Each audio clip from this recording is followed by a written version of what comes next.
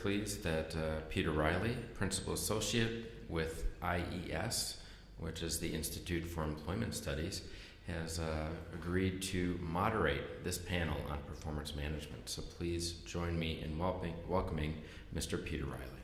Peter? I hope the clapping was for the panel too, whom I'll introduce just in a second. So a brief word about me, because as you heard, I'm a Principal Associate at IES. I just retired from the job of being Director of HR Research and Consultancy there. IES is a not-for-profit organisation that does research and consultancy on HR and employment issues. But my background really is as an HR practitioner. I worked for Shell for 16 years doing various things, including designing a new co-designing a performance management system for Shell to be operated globally. So I've had some practical experience, as have the people on the panel. So I've said a bit about myself. So what I'm going to do is to ask each of the panelists just to say who they are, and then say something that either struck them at the conference that we've been attending over this last day or so, or something they particularly want to say about performance management. So we can start with Paul Iles from Glasgow, Caledonian. Thanks very much, Peter. Okay, Paul Iles. I'm a Professor of Leadership in HRM at Glasgow Caledonian University. I have a particular interest in talent management and leadership development.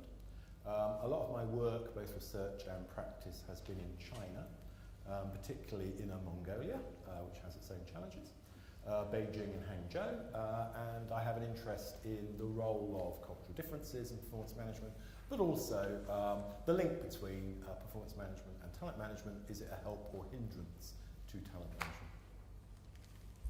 And now Chris Donegan. Hi, I'm Chris Donegan of the Change Navigators, which is a company set up about 15 years ago, really to look at culture change. And of course, you can't look at culture change without looking at how management works with staff and how you actually get organisations to perform. So performance management has been kind of embedded in anything I've done. And I started off, I suppose, my HR career many, many years ago. I'm actually a psychologist by training, and then my very first job was in the prison service in England as a senior psychologist, and thereafter it made everybody laugh. As soon as I started the job, they say, "Where have you come from?" I come from the prison service. So, and that, if that's not about performance management, I don't know what is. But I've designed more and had more performance management arguments in organisations than I care to mention. So I think that's why I'm here. To start an argument or finish one off. So next is Wouter van Linden from KPMG in Belgium. Yes, hi. So Wouter van Linden, difficult name to pronounce, but from KPMG in Belgium. My background is I'm a lawyer, and I started at KPMG like 10 years ago in the compensation and benefits management. So there you have the direct link with performance management, because we have a system of pay for performance at KPMG. But as a component manager, I realized that it wasn't working. We were not managing performance, we were maybe just measuring performance. And when I took over as HR director for Belgium 3 years ago, one of my first decisions was to abolish performance management. And I'll tell you maybe something more about this later on. So let's say this is like the eye catcher. Yes, this is right. Well, it's the taster, because the real thing's tomorrow, isn't it, when you're giving a talk? But that's about sourcing. Ah, well, that's a shame. I've heard the presentation on performance management, very good. And last but not least, Victoria Skene on the end from Beatty. Hi, I'm Vicky Skene. I'm from Balfour Beatty Construction Services, and I'm the Engagement and Reward Director. And I lead our Centre of Expertise, which focuses on diversity and inclusion, rewards, and employee engagement, and deal with the kind of ER and IR agenda. I've worked in construction for about 13 years now, did a couple of years in the police, decided the public sector probably wasn't really me. And prior to that, I did 15 years with the John Lewis Partnership. The thing that always intrigues me in relation to performance management is the connection between the personal motivators and the employee engagement linked to the performance and how people perform in organisations. So it's interesting, isn't it? Before we start taking questions, I thought, some reflections from me too. Heard the mention of talent management, heard the mention of employee engagement and reward, and there I think some important themes that we might want to explore. It's interesting that the title of the session is Evidence-Based Rewards Management, a panel discussion, and yet we're talking about performance management. And that essentially sort of suggests that for, in some ways, performance management seems simply as a subset of reward management. And as Wouter was saying, the connection is a very strong one in many organisations. So one of the things perhaps we might want to look at is what is that relationship between reward and performance management. Another issue might be that we want to talk about is reward the right focus, or we should be thinking more about development and how we use performance management for development purposes. But I was also struck, having sat in the evidence-based sessions thus far this morning, about whether or not it's an urban myth that performance management is failing. For those of you here yesterday afternoon heard Nita Clark talk, she was very disparaging about performance management and about its effectiveness. But is that true? I mean, a recent e-reward survey suggested that some 60% of HR managers thought that their reward management was effective or very effective. And that's where I think you get into lies, damn lies and statistics, because you could represent that by saying 40% didn't think it was effective, and that's a different message. Or if you ask line managers, would you've got a very different sort of percentage of people who thought about the effectiveness of their performance management system. So I think one of the questions might be is from which stakeholder perspective are we assessing the effectiveness of performance management? Is it one from managers? Is it one from HR? Indeed, is it from employees? The CIPD Outlook survey last year suggested that only 40% thought that their performance management process was fair. So clearly, in the eyes of a goodly proportion of employees, performance management is not seen to be effective. And I think the mood music tends to be captured by a company like Atlassian, who I don't know if you've seen their critique of their performance management on the web, but they said that their performance management process did the complete opposite of what its intended purpose should be, that it had the effect of causing anxiety and demotivation rather than causing positivity and focus. So I think perhaps the sorts of questions we might want to talk about, but really maybe we should ask the floor, what struck them thus far in the conference on performance management, or, as the panellists have done, something in your own experience you'd like to share with the room that you think would be a useful insight on performance management. So who'd like to start? We've got two. I've got a long list of questions in the event of nobody speaking from the floor, so well done. Hi, Colin Donnery from FRS in Ireland. We're seeing in Ireland at the moment, particularly in the sort of where government contracts are outsourced, and how performance management and the bonus culture is sort of moved, and there's a real pushback from, I suppose, society on that. We've our water resource has been outsourced quite recently, and there's huge kickback from the public that bonuses are being paid, etc., etc. So how, I suppose, as organisations that are in the outsourcing area, do we manage that move from public to private in terms of that bonus type culture, do you think? So is your question about the bonus culture per se, or the relationship between the public provider, the public contractor and the private provider? Yeah, it's more about the bonus culture, or you know what I mean. How is that one? Should it be implemented from the start? So you've really a greenfield site as you start. So how do you, I suppose, incentivize people? You know what I mean, from a bonus perspective. I suppose within the means that the public are happy with, really, you know.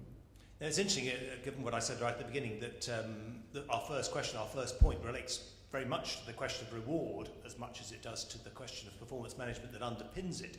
But of course, one of the debates that's been, certainly in the UK, and I'm sure it was true in Ireland, in relation to the banking problems, was the disconnect between bonuses and performance. So people were getting bonuses unrelated to the performance of organisations. Wouter, perhaps you might like to kick off with your thoughts on the relationship between performance and reward and your own experience of it. That's probably the weakest the weakest point, I think, in the entire performance management process is linked to rewards. We've just ended our fiscal year at KPMG, and so I've said we've abolished performance management, but we still have a performance management system, of course. But I mean, we no longer put the emphasis on performance management as such and on the score, because in the past we had like a performance management system where everybody had like 10 financial and business goals, and then we had 11 skills and behavior, and for like 21 different criterions, they had to give themselves a score on these different goals, and then the coach had to give a score, and like people were like investing time in calculating if I give myself this score, and then what will be then the average of the score, and how will this result then in the final score, and how will this link to my reward. I mean, people were like losing time, and in the end, when then you get a message, this is then maybe your new salary and your bonus, I think most of the time people feel happy, because it is our ambition to pay in line with the market, and as long as you pay in line with the market, I think people will be happy. But then if you link then this new salary and the bonus and to a score, then all of a sudden people feel disappointed. So my question was, why are we still doing this? Why are we like torturing people by giving them a good message, and then at the end giving a bad message when it comes to the score? Why can't we just abolish any kind of scoring? But I must admit that still we need some kind of input to define or to set a new salary and to fix the bonus. So, but I think instead of focusing on this quantitative element of this final score at the end of the day with lots of mathematics, why can't we just then give more emphasis or pay more attention to the qualitative feedback that we get? And so this is something that we've now implemented. We are really training the managers that they're no longer focusing on this mathematical exercise of giving the points and the score and then the final score, but really asking them, what did this person do well, and where can he improve, what are the development needs, and not just once a year or twice a year, 3 times a year, but on a continuous basis, so that people don't feel frustrated anymore at the end of the year, but that they have the feeling that the company is really taking care of them, is looking after them, is really taking their development needs into consideration. But coming back to your question, this linking performance to reward, it is a weak link, but I think as long as you pay in line with the markets, and then each company has to define what's the relevant markets, and you no longer put the focus on this final score, but on the development and the continuous feedback, I think we can make performance management something more positive than has been lived now as really as negative elements. Yeah. Sorry. I think some of the challenge you've got, particularly kind of in a utilities sector as well, is that the expectation of those individuals and in the market that they kind of live and work in their competitors, they are paid bonuses. And I always have a bit of a challenge with bonusing people to kind of deliver certain things, is actually they're paid to do a job, and that they kind of should be rewarded appropriately. And actually we should be bonusing for over performance. In my ideal world, it would work like the John Lewis Partnership, and you would just share all your profits. But that's not the industry, and certainly the construction industry. So I think the challenge, if you look at your particular challenge, is what are the other businesses in that sector doing? And if you're not competitive in that sector, then that causes you a challenge in terms of trying to recruit the right type of people, or you come up with some kind of incentive scheme that is linked to delivering performance, but is quite unique and different, so that everybody wants to come and work with you. Paul, do you want to note? Yeah, I think it's a very interesting point, and obviously Britain has undergone very similar processes to Ireland. I think one of the reasons for the problem has been obviously the disconnect between performance and reward, but also I think the criteria on which performance has been assessed.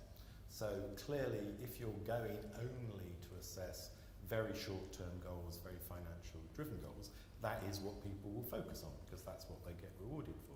If you wanted a broader range of goals to do with sustainability, to do with development, to do with social responsibility, then clearly you need to move away from that thing. So I think there was a CIPD survey last year about trust in the city, and a lot of the points that it was making It's not just the trust of the general public, as reflected probably in government policy. It was trust within financial institutions themselves.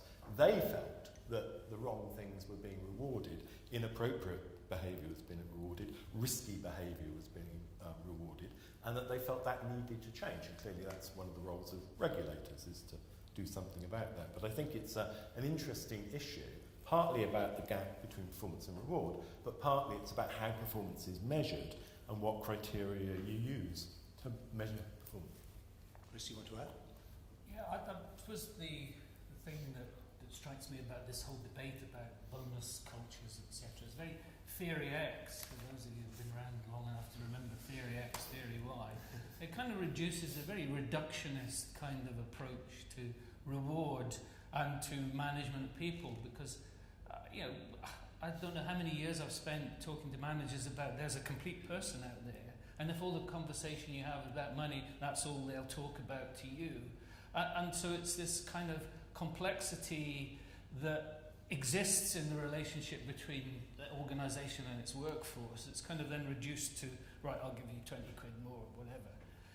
And then you come into the position where when organisations, and I did work in the financial services sector for a number of years early in my career, and I remember sitting in the performance review, and at the bottom of the performance review document was a note about what the manager was going to recommend your salary would be next year. And that was all I focused on. We used to go in there, we'd have all this, and actually come out of it saying, I can't actually remember the conversation. All I remember the numbers. And then when I became a consultant and worked with other financial institutions, one of which tried to do two things. One was to genuinely reward high performance. And at that stage, they reckoned that you needed at least 30% bonus to make it a motivator. So they tried it, and actually very advanced at that in their day. But the problem was that when they actually looked at the data, and back to what we talked about earlier on this morning, they found that they had a balanced scorecard. But when it came down to reward, the only thing, surprise, surprise, in a financial institution, that the managers were comfortable in saying, I will base my decision to give a bonus, was on the real tangible, was did that particular organisation or the branch organisation the individual was managing, make a profit? All this data was just compressed into that one. Were the numbers right? Yes. Okay, I can now justify to the board they will get a reward. And I think this comes back to John's comment this morning and John McGurk's comment this morning about you actually have to look at this in cultural terms. At the moment we're going through, bonuses are dreadful. Up to this point, there was a lot of argument that chief executives were not paid enough, and therefore we went through a period where we were paying them and we're just reaping the rewards of this kind of big changes in the way cultures act, the way we look culturally at what reward is and what bonuses are. So I think there's a lot buried in there, but I think we need to think very carefully about that actual statement that bonuses are bad. So, as you can see, one question provokes a fair amount of response, and I will save myself and my views on it for later if need be. But there was another question over there, and I think we better take that before we continue on. Question or statement? Yeah, it's a question. It's Philip Welpley from BP. So this is about whether performance management works. So I'm interested in the panel's view. Is it the performance management system per se that's at fault, or is it the behaviours and the way the managers and employees are using the system? So it's the framework within which they're operating, or the people operating it. Yeah. Who would like to start on that? Paul? I think it's partly both. I mean, I think people probably lack the skills to fully utilise it, and I think that's line managers, HR and employees. So I think there's a role for training and development. But I also think it may well be the system. I've mentioned before about the focus on behaviours that might not be appropriate rather than focusing on behaviours that are appropriate. So I think in my experience, and particularly in my research, it's often a mix of the two. It's a balance between the two. That balance varies in different organisations, but it's often a balance between the two. I mean, just to make, picking up Peter's point, a cultural point, clearly there are cultural differences in the way we see performance performance management and particularly the way it links to reward. So it doesn't seem to me surprising that the United States, which is comfortable with uncertainty, is a culture that takes risks. Now, those risks may be manageable. Obviously, there are lots of situations where it's good to take risks, but clearly those risks may get out of hand and endanger the reputation, the brand, and the sustainability of the business. Again, it's highly individualistic, so it's no surprise that compared to other parts of the world, the focus is on individual performance as measured by some usually easily gathered metric. Other cultures are far more collectivist, they're far more team-oriented, they're far more about contribution. And I think my overall point would be, I'm beginning to think, and this was a phrase used in the session I went to before, performance might be the wrong word, maybe contribution or value, which captures a wider range of dimensions. May well be, and I personally think for talent management that's where we need to go, maybe a better term than performance management. Victoria? Yeah. I think what I always look at in terms of performance management, I think it's also down to the line manager and their capability and kind of desire to have those difficult conversations, because performance management is actually about improving performance. It would be no shock that in the construction industry we actually don't manage performance generally, particularly well in terms of improving performance, because these big roughy-tufty project directors that are building these multi-million-pound roads actually don't like having those difficult conversations about Johnny's timekeeping, because they just don't want to have that and deal with the performance, or we've got a performance issue, so therefore actually getting the most value out of it and actually helping that person improve their performance. I think the framework has to have some influence as well, because it depends on what you're doing. Are you looking backwards? Are you looking forward? Are you looking in the here and now? And actually, what is your focus? Because the focus should be about how do we get that individual to, develop their performance further. It's a two-way process, but I think it is about that. We don't like having difficult conversations, or what are perceived to be difficult conversations, which actually turn out to be really positive conversations, because most people want to come to work and do a great job in the main. I must say I've always taken the view that that good managers can work with poor systems, but bad managers can't work with good systems. It's a bit simplistic, but on the other hand, I think the gentlemen on my right both have made important points about what the focus of the performance management system is, and that's reflected in the framework. And I think we probably end up we get too quickly into design of the detail before we've got a sense of what we're trying to do with it and define what good performance looks like in organisations. I'm often surprised at how rarely organisations stop and think about it. So I did some work with an international charity recently that wanted to introduce performance-related pay, and I interviewed each one of the directors and asked them what did they mean by good performance, and I got different answers from each of them. So if you start with that, then you're not really likely to get to a situation where you've got people all working together towards a common goal. Something I would like to add. A fool with a tool is still a fool. So what I mean is that I think as an HR department we have to make sure that we have a good framework, that we have good definitions of what is a hard worker or somebody who's supposed to get an outstanding performance. We have to make sure that we have a good system.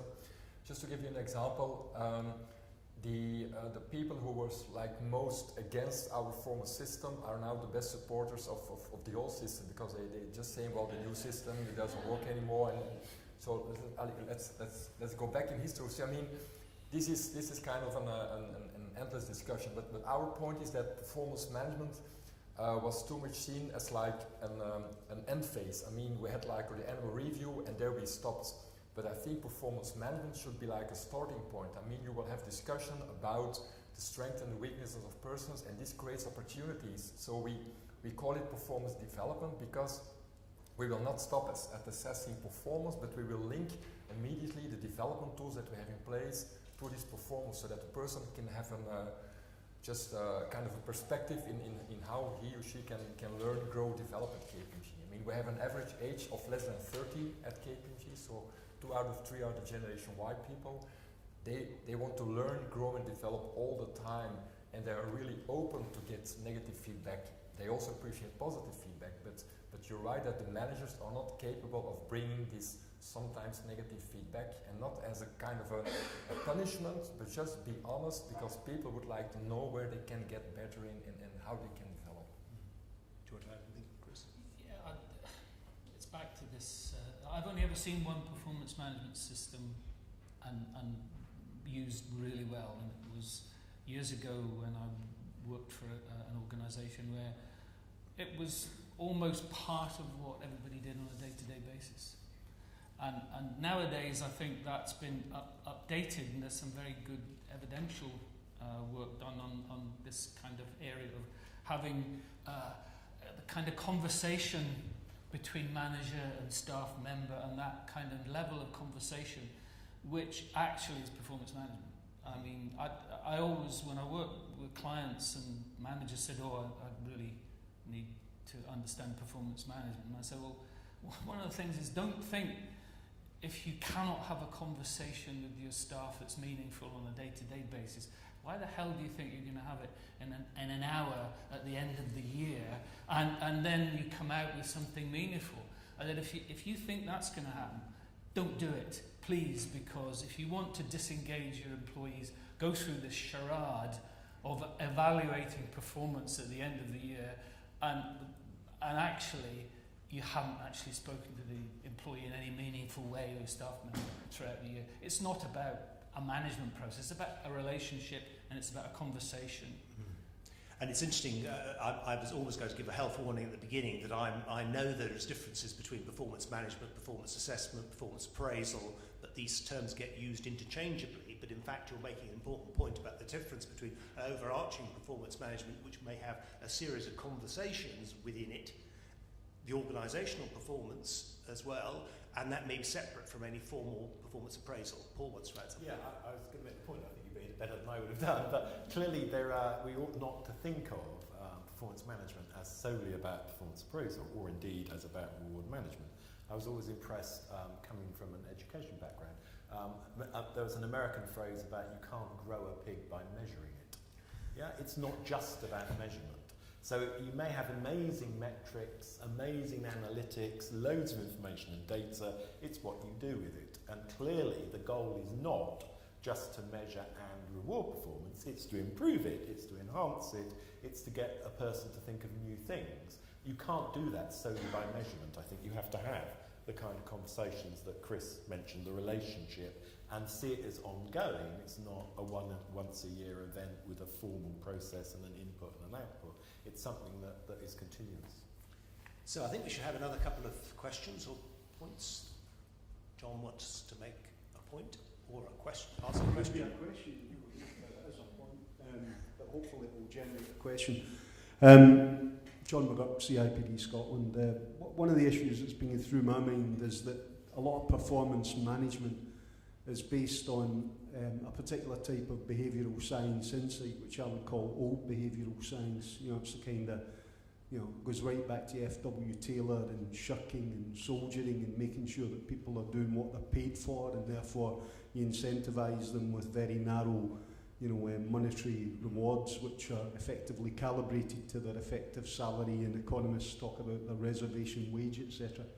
And and I suppose the new behavioural science, which is about autonomy, mastery, helping people to be at their best, and being a bit sort of open-eyed and optimistic about people.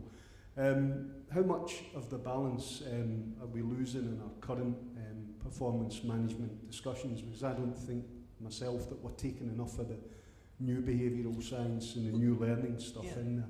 Well, maybe we can ask the panel to reflect upon, because we got different experiences on the panel, but reflect upon where the sort of new understanding of behavioural science is being reflected, or they hope it's being reflected in their approach to performance management, or where they are still, for good business reasons, attracted to the old behavioural model. Wouter, would you like to start, particularly because you've got a much younger workforce, it's a knowledge industry you're in, so I guess the new behavioural science might play better in your environment? What's really important for the younger people is that you are clear in terms of goal setting. that you give them a good framework. And we no longer apply a one-size-fits-all framework. I mean, also in terms of behavior, we will try to find out what are the talents of the different people and how can the talents fit with the strategy and the eventual goal of KPMG as an organization. So we'll try to identify what behaviors do people have, what's the behavior that we would like to have, and we will then also focus our development tools so that we can stimulate the kind of behavior that we really want. And it's not like one KPMG profile with one type of behavior. I mean, we have like technical people, we have commercial people, we have people managers, people who have all of them. And so it's up to them to take initiative. They are in the driving seat of their career, young career, and they can demonstrate to us what exactly that they would like to do, achieve in their life. And we will help them then in providing the useful development tools, training opportunities, and also then performance management is then linked to how did they use the development tools in achieving certain goals, in achieving business goals and financial goals, because let's be honest, in KPMG we're not a non-for-profit organization. I mean, it's all about the money, so we have financial goals and we have business goals, but these are not the only elements that people are being assessed upon. It's also the development. So we will no longer give different scores to all the different goals, but we will have the overall evaluation of somebody. What kind of behavior did he demonstrate and how did they achieve the goals that we think are important for this specific role, for this specific person. Victoria, what about the balance between old, more traditional behavioural science underpinnings and new? Yeah, I think we do have a challenge because we do have a lot of long service people that have kind of worked in construction in a very specific way. We've got a younger kind of graduate population where ethics and values are really, really important, and to them work-life balance is really, really important. The other end of the spectrum is all about presenteeism and, you know, macho, we've got to do this, that and the other. So we do include values and behaviours in relation to kind of our performance management approach, and very much in terms of ethics.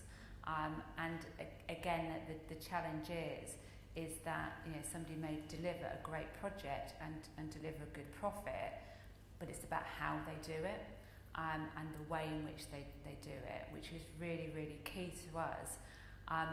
But there is sometimes friction and tension between the, you know, not displaying the appropriate behaviours, but, you know, as we are here to make a profit, which is obviously a challenge for us at the moment, but we are here to make a profit. So you've got, you know, senior guys making a profit, but not always doing that in the correct way. And we are seeing a real shift, which is coming down from our leadership team in terms of actually, do you know what, that's not okay. So the way that we perform, this values-based, ethical, the way that you do things is becoming increasingly more important for us as a business, but it's also what our younger employees expect as well.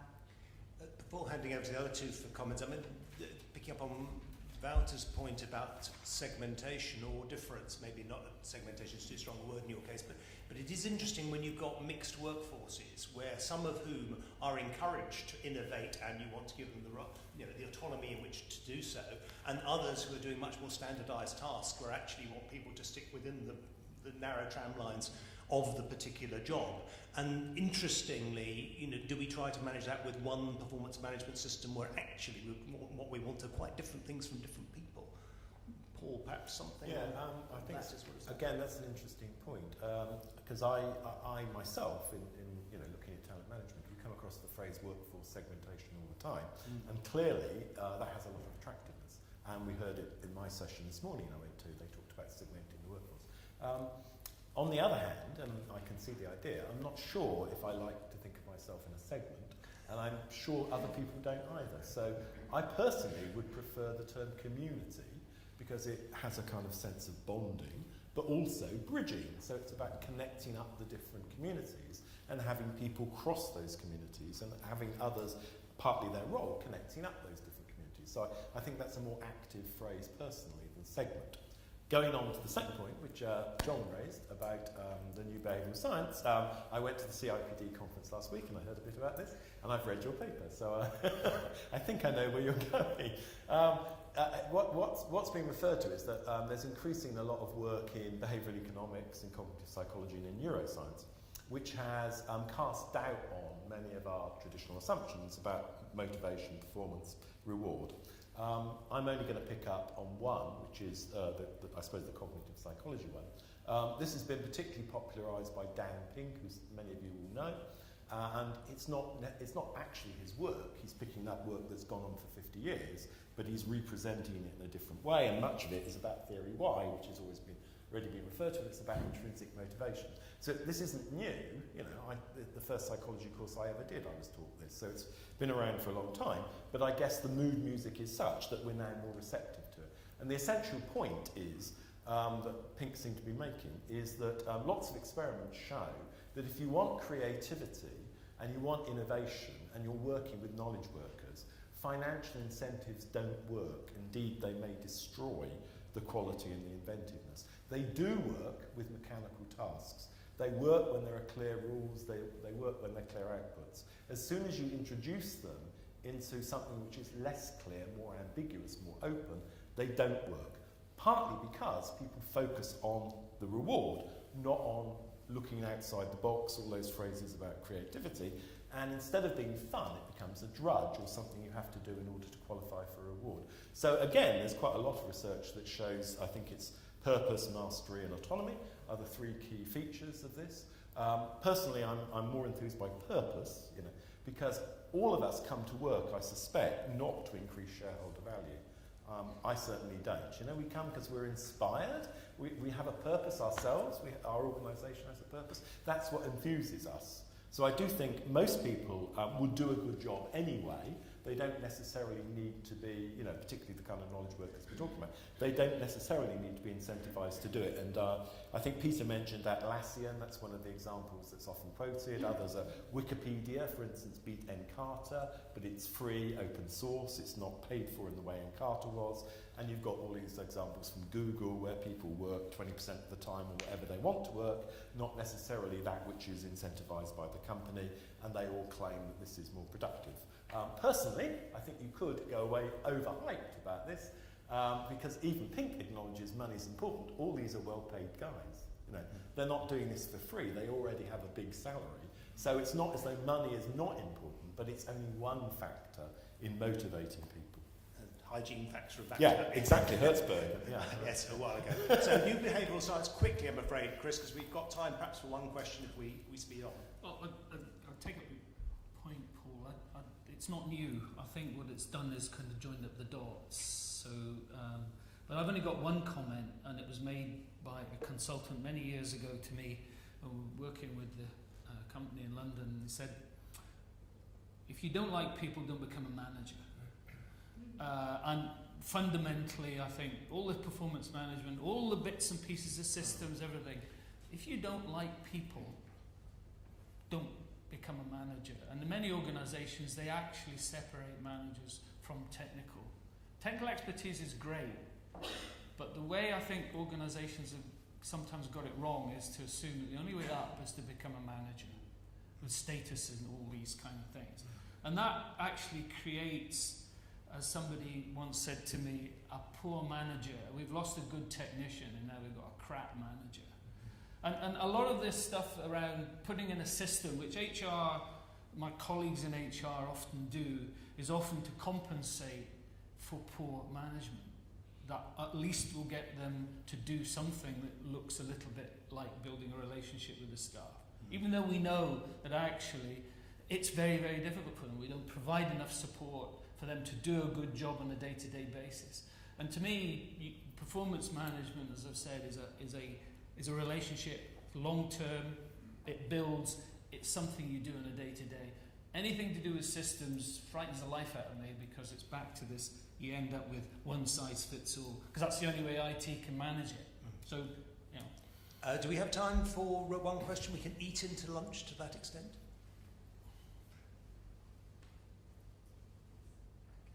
Hi, Fiona Smith at Zebra Technologies. I've actually got a kind of comment related to my previous organisation, where a US company where we actually removed performance ratings. Right. And that obviously changed the whole dimension in terms of how performance discussions kind of took place. And I was just interested in the panel's view in terms of how transparent that conversation should be in terms of if you're looking at market rewards. How transparent should that be in terms of with the employee, in terms of kind of what kind of salary increase, etc. they can look at? It's very interesting because I had one of my reserved questions was on the transparency for reward in the absence of performance ratings. Now, Wouter's had experience of this, so I think we should perhaps hear about your experience of how you manage in that sort of different context. Well, if you feed peanuts, you get monkeys. So what I mean again is that reward will never be motivational. As a component band manager, my ultimate focus was to make sure that compensation benefits would never demotivate people. So we are kind of transparent in terms of our salaries, but let's say in Belgium we're less open than probably in other parts of the world. But we know that people will talk to each other about the salary. So you better be transparent yourself, or otherwise people will inform each other. So just be in line with the markets, make sure that people don't focus too much on what other companies are paying, and then the less people speak about compensation benefits, the happier I am, because this means that you are paying them correctly and that they feel appreciated for their efforts is in balance with the outcome of then a reward process. Victoria, would you like to add? We don't use performance ratings, and we use kind of pay ranges, and that information is available. And I think what it does as well, it drives that discussion, that conversation between the individual and their manager, because if they kind of know what the pay range is, they can have a conversation to say, actually, what do I need to do? If it is money that they kind of want to look at, they're focused on. In our business, it's generally they want the next car rather than the salaries, because that's what motivates them. So it's about being able to have that conversation to say, this is what you demonstrate, this is kind of what you need to do to improve your performance and develop further, because performance-related pay would kind of impact on that. And we've kind of done that in a way to almost force them to have that conversation, because our line managers are not comfortable doing and discussing performance, but with delivery we don't have ratings at all. But we are open in terms of pay ranges. But again, we have very broad pay ranges. Zachary is poised ready, so obviously our time is up. And I'll leave it, I'm afraid, with the practitioners on that particular point. So I hope you found that useful. It seemed to me that one of the things we heard was that there are still enduring truths about performance management, and a lot about the relationships between managers and employees, the conversations that they should be having throughout the year, but also things about context, about the music within which performance management is taking place. And I hope we've talked also about the balance between systems and people. So I hope you found that useful. And over to you, Zachary. That's great.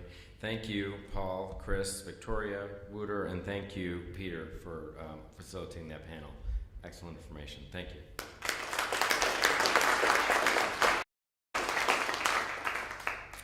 And as you see in the agenda, it is lunchtime.